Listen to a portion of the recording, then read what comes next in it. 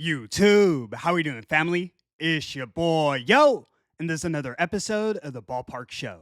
I go through every MLB game every day and try and narrow it down to the plays that I personally see the most value in. Today's Thursday, August 28th. I have 3 games and 4 props at the end, so stick around. I do this every day for free, so please leave a like, subscribe to the channel, and let me know your favorite game in the comment section below. Without further ado, let me get into today's recap. Recapping yesterday, we dropped our highlighted play of the day. Decent day overall, 2-1, but I gotta get right on that highlighted. Last night, we took the Arizona Diamondbacks and Milwaukee Brewers over 8.5 runs. I was gonna leave a comment on yesterday's video, but a lot of the updates came close to first pitch. My entire analysis was based off Quinn Priester getting hit up, but hours before game time, the Brewers replaced him with Aaron Ashby, who has a 2.0 ERA. To add insult to injury, the Diamondbacks then announced Ketel Marte would be rested, so all of a sudden we have an ace starting pitcher and we're missing our best bat. That's tough for an over.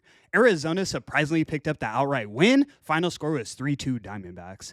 I'll try and update you guys on that kind of stuff in the future, but make sure you're at least keeping an eye on the starting pitchers. It makes a huge difference. Besides that solid day, cash the Mariners and Padres under and the Giants money line. I don't know if you guys saw my clip on Devers, but I told you he's hitting that home run. Huge cash on that. Let me lock in on these highlighted plays. I'll get us right by the end of the month. Without further ado, let me get into today's games. In our first matchup, we have the Boston Red Sox in Baltimore taking on the Baltimore Orioles. Red Sox are minus 185 on the money line, and the total is 8 runs. On the mound, we have Garrett Crochet going for Boston, and we have Cade Povich going for Baltimore.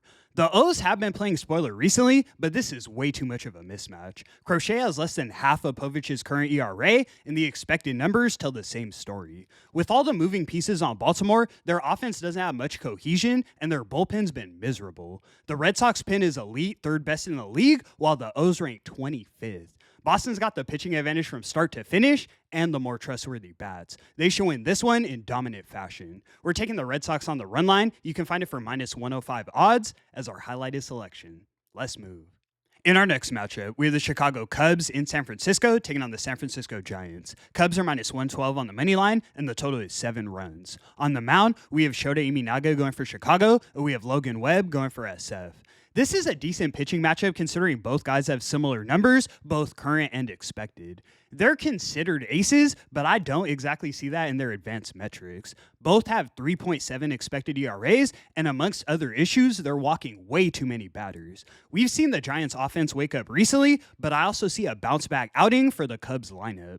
Obviously, the line makers are thinking this is going to be a lower scoring affair, but I think we get over this total. Both teams have solid bullpens, so I don't blame you if you want to isolate it to the first 5 innings, but I'm taking the Cubs and Giants over 7 runs as our next selection. Let's move. In our last and final matchup, we have the Atlanta Braves in Philadelphia taking on the Philadelphia Phillies. Phillies are minus 184 on the money line, and the total is 9.5 runs. On the mound, we have Cal Quantrill going for Atlanta, and we have Aaron Nola going for Philly. Quantrill's been a decent option in the Braves rotation, but I definitely expect regression moving forward. 5.6 expected ERA, walks too many batters, and doesn't get outs. Against the Phillies lineup, that's a huge problem. Nola has the better expected numbers, but improvement from a 6.5 ERA isn't saying much either. Neither bullpen is anywhere near the top 10, then we get to the lineups. I don't have to say too much about the Braves and Phillies offense. Acuna's back, and we've been seeing runs scored in abundance. I see this being an offensive shootout. I think we get well above this total. We're taking the Braves and Phillies over 9.5 runs as our last and final selection. All right, guys, let me get into these props. 2-1 yesterday. Let's keep the momentum rolling. First, he sat out yesterday, but we're going back to the well. We're taking Ketel Marte of the Arizona Diamondbacks to get 1 run or RBI. Best hitter on the team and a 1.2 OPS against Quintana. Next, we're taking Cam Smith of the Houston Astros to get 2 or more bases. He's really become a go-to guy for the Stros. Hits for contact and a 1.6 OPS against Freeland. Next, we're taking Pete Crow Armstrong of the Chicago Cubs to get 2 or more bases. Kid's got power and a ton of speed. I think he gets to Webb. Last but definitely not least, we're taking Trea Turner of the Philadelphia Phillies to get 1 run or RBI. I mentioned Quantrill's got that 5.6 expected ERA. The Phillies should have the bases turning. Trea's got a 1.6 OPS and a 2.97 average on the season. And that's going to conclude today's video. Thank you so much for tuning in, guys. 18 and 21 on all highlighted plays in August, but I'll get us in better shape by the end of the month. Crazy enough, I'm 46 and 43 on every game played with a ton of plus money. So this month, I'm actually more profitable taking all of my selections versus just the highlighted. Definitely not how I had it planned out, but I can't say it's been a bad month. Let me lock in on these highlighted plays, and I'll review the season as a whole on Monday. I appreciate the support so much. I do this every day for free, so please leave a like and subscribe to the channel. It's your boy, Yo! And until the next one, I'ma catch y'all. Peace.